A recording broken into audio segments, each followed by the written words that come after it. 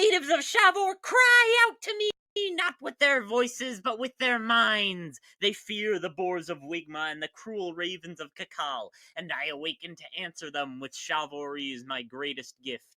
Have you ever noticed how all old gods resemble octopi? The infinite is our birthright, and we will— Excuse me. The word octopi is based on a Latin inflection pattern incorrectly applied to a Greek word octopus as an overcorrection. The correct plural should be octopodes.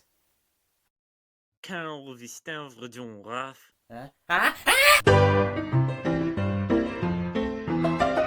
The great strength of Wigma and Kakal are their languages that let them work together and learn. So it was my gift to create a language for Shavor. So what is a language? Well, from my research, sounds produced by animals are mapped onto meaning, which allows said meaning to be transmitted simply by producing sound. So how is sound produced? Evidently, by breathing. More specifically, this is a diagram of a typical oral cavity. In the back, we have a giant bag that holds air. This opens into a pharyngeal cavity. As air is forced from one to another, the aperture vibrates to produce a voicing effect. From the pharynx, air is directed towards an opening, either the mouth or interocular fistula. Along its way, it is shaped by an obstruction, or lack thereof. That much is obvious. For my research, any sound produced in this manner can be described by 4 characteristics. Number 1, the place of articulation. Somewhere in the mouth must be occluded to shape the sound, or to redirect air out the fistula. Where along in the mouth it occurs affects the sound noticeably. Number 2, the oral release. Sounds with a high level of oral release are affricates with lots of pressure and sound, and those with a low oral release instead release out the fistula. However, raising the oral release even further returns to a clearer sound, and ultimately it opens up into a vowel. This represents a triangle which can be filled out with "ah." So, should oral and interocular release not be separated into completely different axes? Well, not exactly. Changes in fistulization can really only be detected at the extremes of oral obstruction, so there are only 2 ways between these. But there are 2, so it's a loop. Number 3, the voicing. By flexing one's aperture, the voicing effect can be magnified or reduced. And number 4, the breath force. This one seems self-explanatory. Higher breath force at the top and lower breath force at the bottom. Now these can be constructed into a 4-dimensional sound space, and we can map different aspects of meaning to each characteristic. Now, we would need 73 different axes to completely define every aspect of meaning, but we can describe some rudimentary nouns. Whether an object is alive or not seems important, so the alive shall live in the front of the mouth, and the dead shall rest in the back. Gender is also an important thing. Allegedly, men are like strong and whatnot, so they can be mapped to high oral release, and females are, perceptive, so they can be interocular. However, if we accept the definition of a man as strong, burly, and small of mind, then a bear should lie even further. And if we accept that a woman is like smart and graceful and frail, then a bird would even be beyond a woman. And these two are united in this. They're both animals.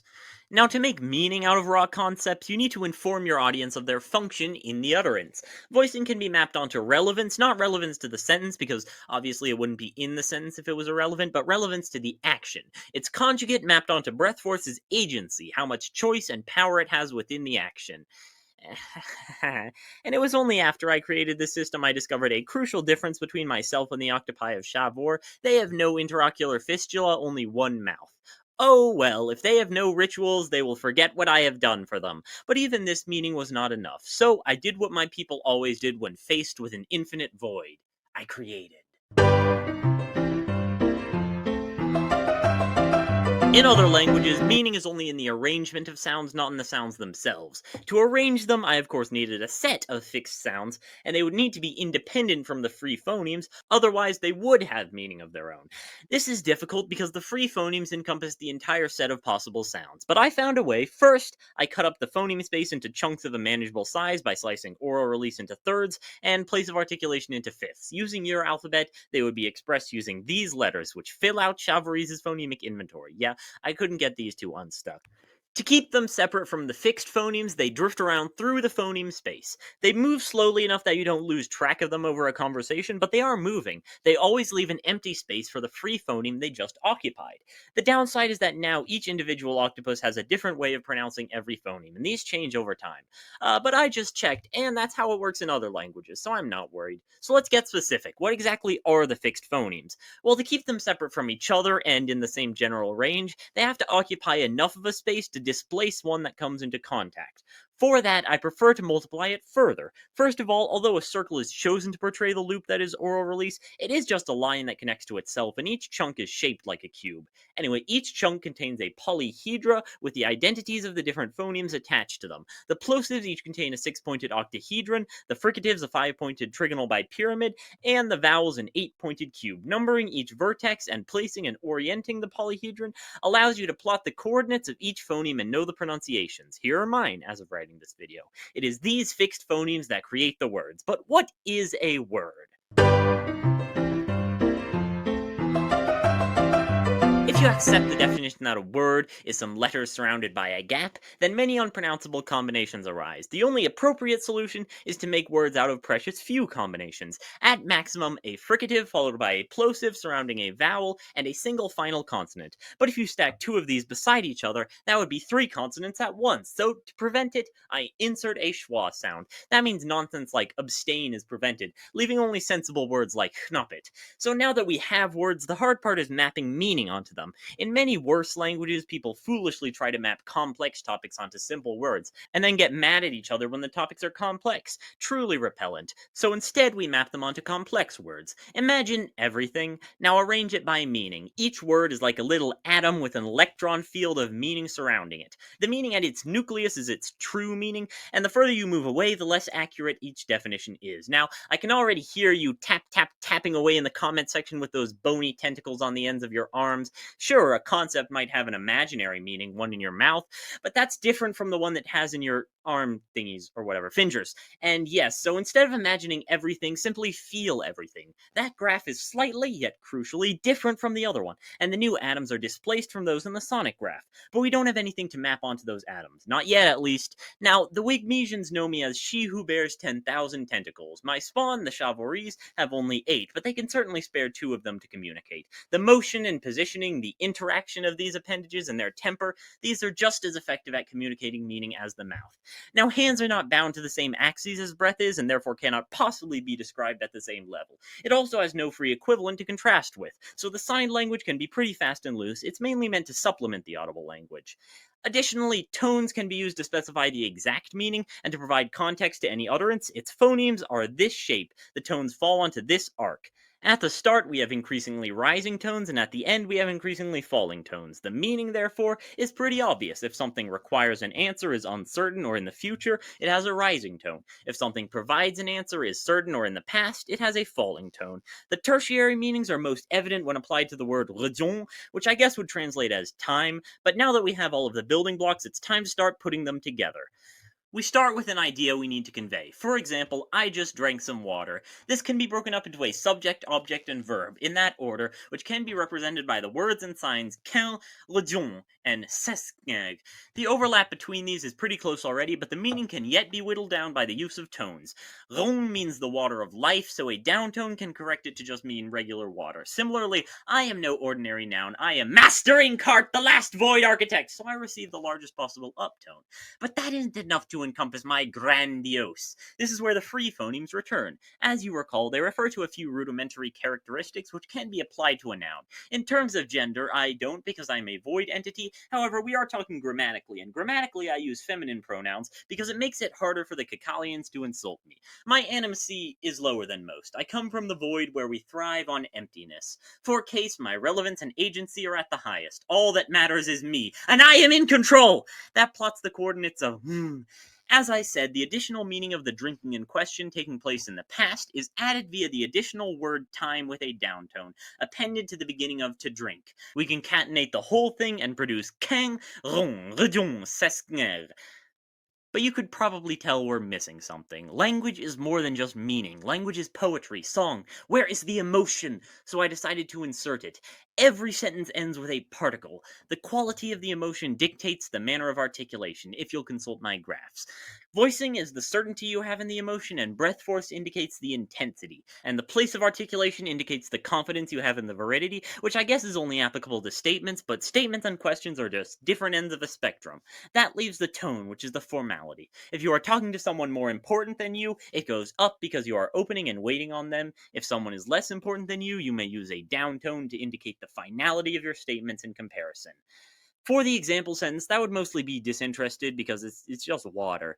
But I suppose I am excited about the prospect of linguistic example sentences, and there's no mystery about any of this. So that creates what might be broadly written as with a massive downtone because I am the creator, the dweller in the void that existed before you were a thought in the minds of your god, and you are a bone construct. So and scene. Scene. That concludes my 10 minutes, but first I need to shout out the artist of all these drawings of Master Inkheart, absolutely. And he actually refused to take monetary payment, so you're literally robbing him if you don't pay attention. You can check him out on Tumblr at artsonutely or on Kara. That's not a real website. It is? It has 700,000 users? Ah, okay. I looked it up. Apparently, it's a new-ish alternative to Instagram without all the AI slop. That's completely fair. Anyway, you can check him out at Absolutely. I've also included the big link in the description that leads to everywhere. Go check it out. Go check it out. And now we enter the translation segment. The sentence requested is this passage from Twilight. About three things I was absolutely positive. First, Edward was a vampire. Second, there was a part of him, and I don't know how potent that part might be, that thirsted for my blood. And third, I was unconditionally and irrevocably in love with him. It did not seem in character for Inkheart to use this sort of passage, so I'll be taking over from here. Now, this first clause, about three things I was absolutely positive, appears to be written in OSV, but about three things is a prepositional phrase, and you can put those wherever. But Shavorese uses SOV, and like some other languages, I would imagine, has a singular word for to be positive about. So it's four words arranged as I, three things, was positive about.